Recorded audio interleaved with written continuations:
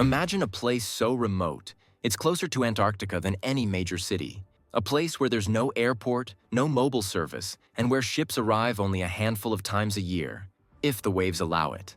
Now imagine this place actually pays tourists to visit. Sounds like fiction, right? But it's not.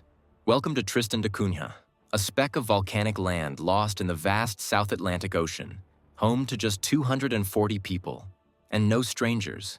Because visitors are so rare, they're not just welcomed, they're needed. Why would an island offer money to tourists? What do they gain? And what kind of life exists in such extreme isolation, cut off from the world for weeks, or even months at a time? Tristan da Cunha isn't just the most remote inhabited island on Earth. It's a living mystery. A place where daily life unfolds without traffic, without fast food, without malls, but full of resilience, community, and centuries-old traditions. Here, everyone knows everyone, and every person plays a part in keeping the island alive. But it's not easy. Food has to be grown or fished. Medical emergencies rely on satellite calls and rescue ships. The nearest dentist, over 2,400 kilometers away. There's one school, one store, one post office, and one doctor. And when storms hit, the whole island braces together, often cut off from the outside world for days. Yet the people here stay. Many of them are descendants of shipwrecked sailors, early settlers, and a handful of families who've survived generation after generation on this volcanic outcrop. They've built a life not in spite of the isolation, but because of it. The island's unique ecosystem and way of life are so delicate, visitors aren't just asked to be mindful, they're part of the sustainability plan. Tourism here isn't about luxury, it's about legacy, about preserving a rare culture that doesn't exist anywhere else on Earth. In this video, we'll dive into the geography, history, and raw reality of life on Tristan da Cunha. We'll explore the reasons they pay visitors to come. We'll meet the people behind the mystery. And we'll ask the question no one's really answered. What happens when isolation becomes your identity? Stick around, because this journey is just getting started. If you were to spin a globe and place your finger dead center in the South Atlantic Ocean, you'd land on one of the most remote human settlements on Earth, Tristan da Cunha. Located roughly halfway between South Africa and South America, this British overseas territory sits more than 2,400 kilometers from the nearest inhabited land. No planes land here, no roads connect it to the outside world. Only long, choppy boat rides link it to the rest of humanity. The island itself is tiny, just 98 square kilometers. And at first glance, it looks like something out of a Lost World fantasy novel.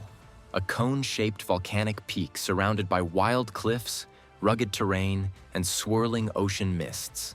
It's breathtaking, yes, but also brutally unforgiving. And yet, people live here, not just survive, but live. The island was first discovered by Portuguese explorer Tristan da Cunha in 1506, but he couldn't even land due to the rough seas. That's right, the very man it's named after never stepped foot on it. Centuries later, in the early 1800s, British sailors established a military garrison, fearing the French might use it to rescue Napoleon, who was imprisoned on nearby St. Helena. When the garrison left, a few men decided to stay, and a permanent community was born. Over time, a mix of Scottish soldiers, shipwrecked sailors, and women from St. Helena formed the island's core families. Today, almost everyone is descended from just 7 original settlers, which means that nearly every islander is related in some way. It's a community built on shared history, resilience, and trust. Getting to Tristan is still a challenge. There's no airport. The only way in or out is by boat. A 6-day journey from Cape Town on a cargo vessel that sails a few times a year. That's assuming the weather behaves. High winds and rough seas often delay landings or leave ships circling for days. Many visitors arrive seasick, sleep-deprived, and stunned by the sheer effort it takes just to reach the shore. The island has no hotels, no taxi service, and no commercial tourism infrastructure. Visitors must coordinate months in advance and often stay with local families. Travel insurance, required. Sea legs, absolutely necessary. But it's that very remoteness that makes Tristan da Cunha so fascinating. In a world where everything is connected, Tristan remains defiantly disconnected. No traffic, no high-speed internet, No endless emails or commutes, just raw nature and deep-rooted community. Satellite connections provide limited bandwidth for emergencies and occasional messages, but modern life has barely made a dent here. Life runs on its own clock. No rush hours, no constant buzz, just the rhythm of tides, winds, and the land. Tristan da Cunha might not be easy to reach, but for those who make the journey, it feels like stepping into another dimension, one where community still comes first and life moves with purpose. So why stay? Why live so far from convenience, comfort, and civilization? To understand that, we need to step inside daily life on the island itself, to see what makes Tristan not just a curiosity on the map, but a home for generations. Daily life on Tristan da Cunha is unlike anywhere else on the planet. It's not just about isolation, it's about adaptation. Here, survival depends not on wealth or status, but on cooperation, tradition, and the ability to live in harmony with nature and neighbors. The island has only one settlement, Edinburgh of the Seven Seas, often referred to as the settlement. Picture it, a cluster of cottages nestled against dramatic cliffs, framed by sheep-filled fields and volcanic slopes. It feels like stepping into another era, where life moves slowly, deliberately, and with meaning. Electricity is generated by diesel-powered generators, and it's carefully rationed. Water comes from local streams. There's no supermarket. Instead, the island operates a cooperative store that stocks essentials delivered by ship just a few times a year. If you forget to buy toothpaste, you're waiting months. But islanders are remarkably self-sufficient. They grow their own vegetables, raise livestock, and fish the surrounding seas. Potatoes are the staple crop, so much so that families share communal potato patches, passed down through generations. Fishing, especially for crayfish, is a lifeline and one of the few sources of export income. Every adult plays a role, from working the fields to fixing boats, teaching in the school, or staffing the post office. There's a single doctor on the island, one school that teaches all ages, no university. Young adults often leave the island for higher education or vocational training, and while some return, many don't. For those who stay, life is deeply communal. Everyone knows everyone. Celebrations are shared and problems are solved collectively. There's no anonymity and very little privacy, but also no loneliness. Internet exists, but it's slow and expensive. Social media scrolls are limited. There's no streaming your favorite show or binge-watching YouTube all night. News arrives days late, and updates from the outside world feel almost irrelevant. What matters is the sea, the weather, and the well-being of neighbors. Island governance is handled locally with guidance from the UK government. A local council manages daily affairs, and decisions are often made through community consensus. It's democracy at its most personal level, when every vote literally comes from someone you've known your entire life. Religion plays a strong role in the island's culture. Sunday is sacred. Most of the community attends church, and shops remain closed. These shared values create a strong moral framework that guides daily life. Generosity, modesty, and mutual respect aren't just ideals. They're survival strategies in a place where conflict could threaten the entire group's well-being. But life here isn't idyllic. The isolation comes with real emotional challenges. When emergencies happen, it can take days or even weeks to get help. If a ship is delayed, food shortages are a real possibility. And if a storm rolls in, you're on your own. The sense of vulnerability is constant. You rely on your neighbors because you have no other choice. Young people especially face difficult questions. Should they stay and carry on their family's legacy, or leave in search of opportunity and convenience? Some crave the quiet rhythm of island life. Others dream of lights, cities, and connection.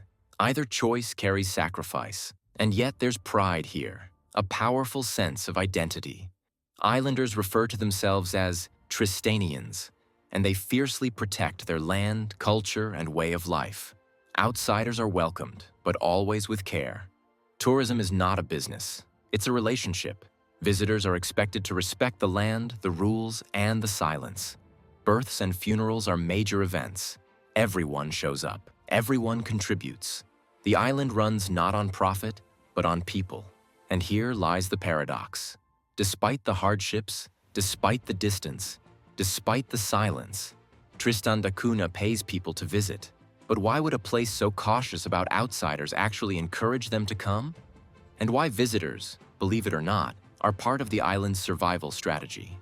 It sounds too bizarre to be true, an island that pays tourists to visit. But on Tristan da Cunha, it's not a gimmick, it's survival. Tristan isn't a tourist hotspot. There are no resorts, no cruise docks, no Instagrammable cafes with ocean views.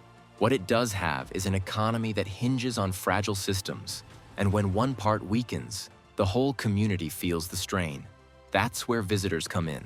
The island's main export is Tristan rock lobster, or crayfish, caught in cold, turbulent waters and shipped to high-end markets in Japan, Europe, and the US. It brings in much of the island's revenue, but beyond that, economic options are limited. There's no major industry, and the island has to import nearly everything it doesn't grow or make. Tourists, rare as they are, offer something no fishing boat can: interaction, exchange, and a lifeline to the world outside. Even a single visitor can bring knowledge, resources, tools, or perspectives that benefit the entire island.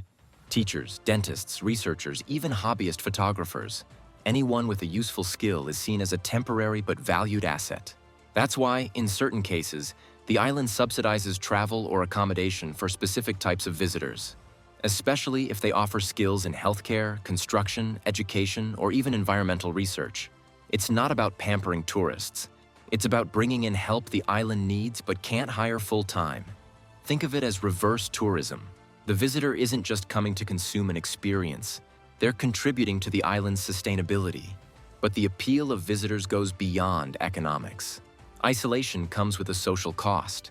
Islanders are warm, curious, and proud of their heritage. But they're also aware of how different their world is from everyone else's. A new face means stories, updates, fresh conversations.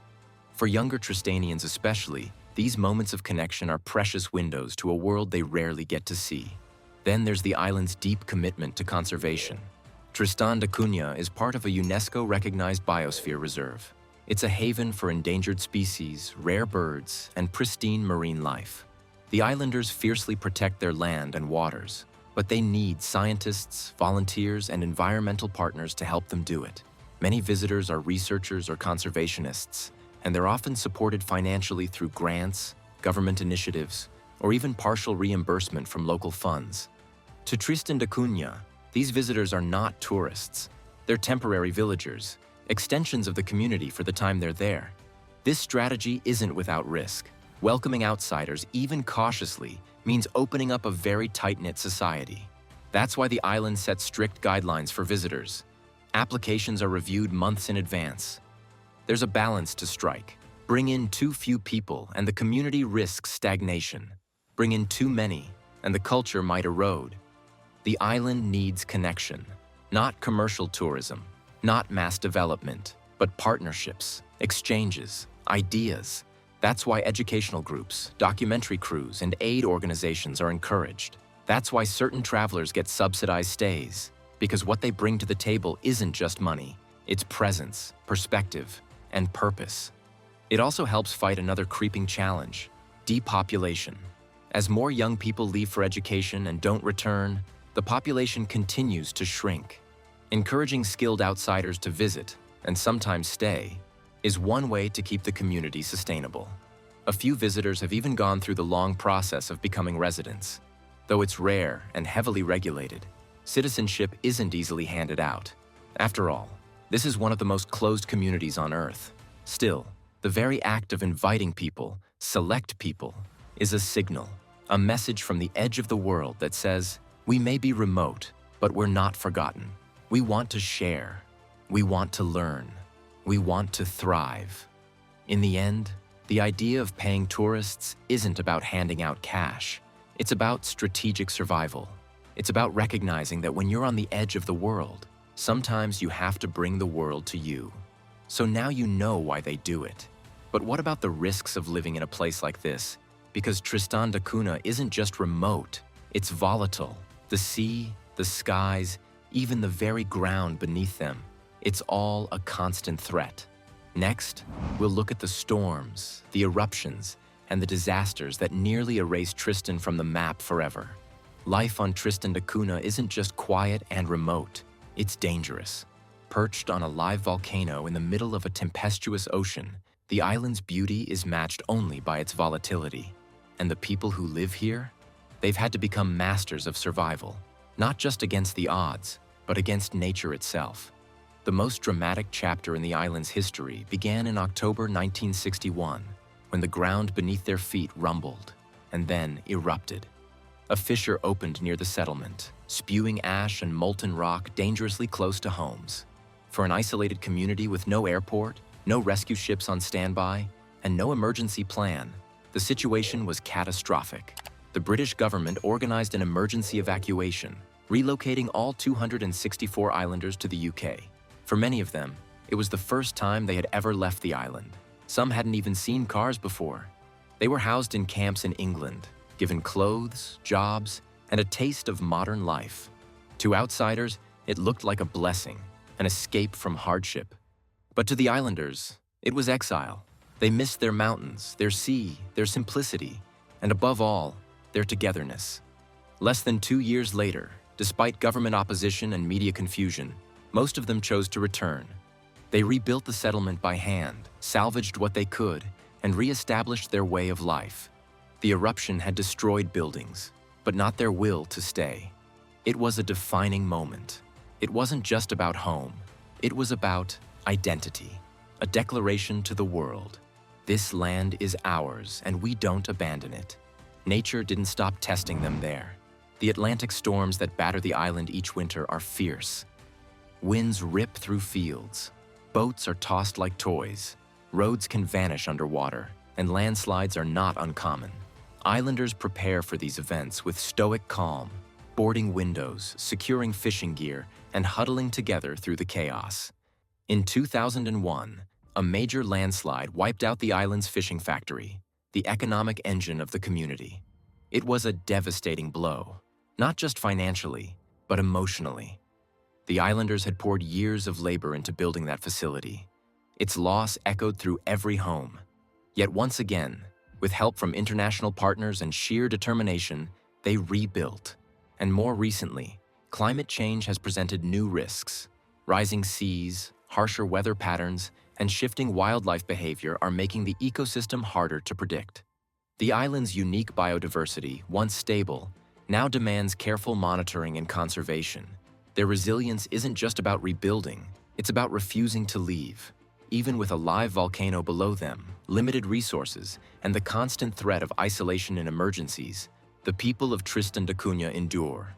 Some might call it stubbornness. Others would say it's courage. Because when disaster strikes here, there's no cavalry coming over the hill. These aren't just stories of survival. They're stories of resistance, of saying yes to a life that most would never choose, of preserving something incredibly rare, a truly self-contained human society. Still, with all they've survived, one question remains. What's next? Will they be able to maintain this balance forever? Or are tides shifting, bringing change they can't hold back? Let's take a look ahead. The people of Tristan da Cunha have weathered eruptions, storms, and centuries of solitude. But perhaps the greatest challenge they face now is the future.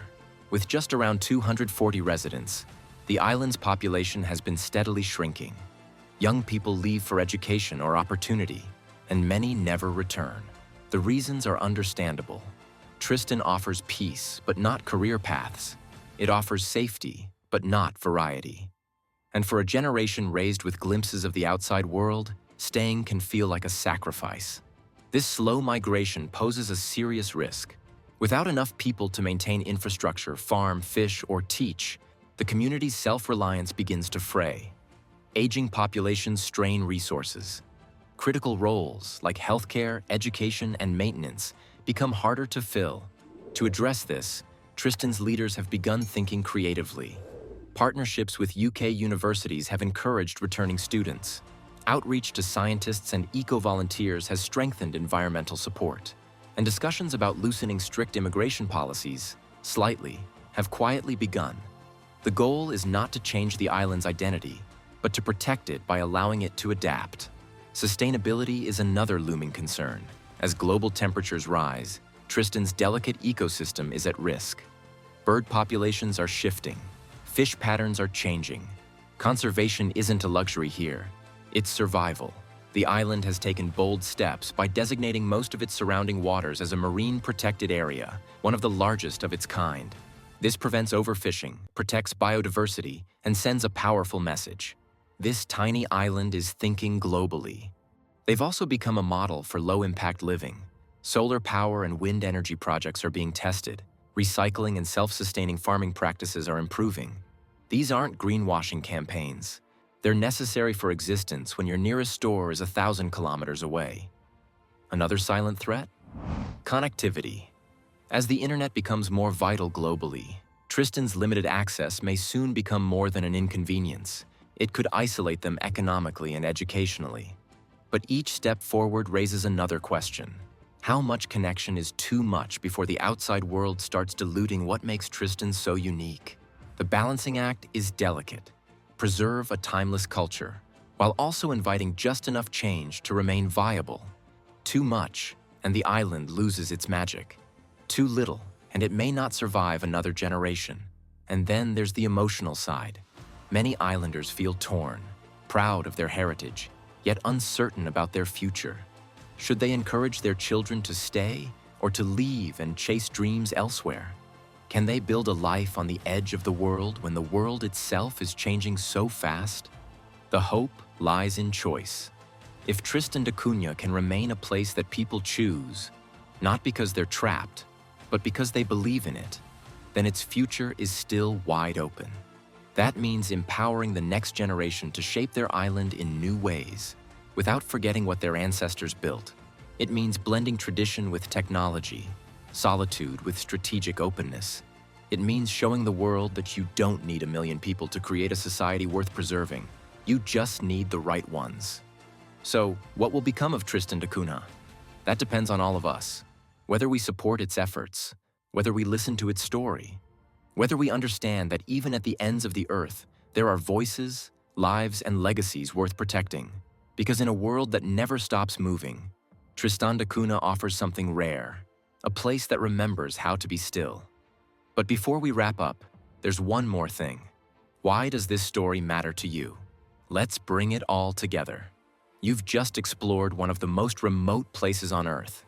A place without highways, without crowds, without distractions.